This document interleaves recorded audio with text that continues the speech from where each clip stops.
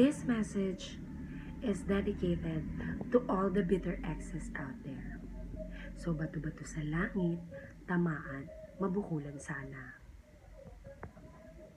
First, stop comparing yourself to the present of your ex. Lalo na kung alam mo naman na lamang siya sa'yo sa lahat ng aspeto.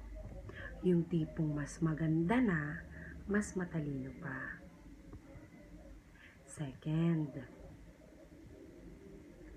girl, tama na ang pagiging bitter. Kasi, yung pes mo, mas mukha ng ampalaya kesa sa ugali mo. Third, girl naman, stop stalking their social media account. Desperate moves. Lalo na kung ini-imitate mo yung present ng ex mo. Yung tipong nagpakulot lang, pakulot ka din. Pa-straight lang, pa-straight ka din. At ang mga outfitan, wala kang minti sa panggagaya. Pathetic, right? Fourth,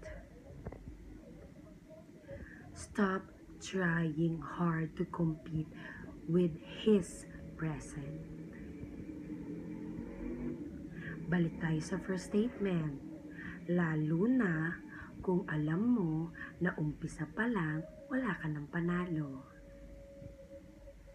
Olats girl, olats, nga. Panglima, girl, learn to move on for your own good. Because at the end of the day, who will look like a real loser? Diba ikaw? Be kind to yourself.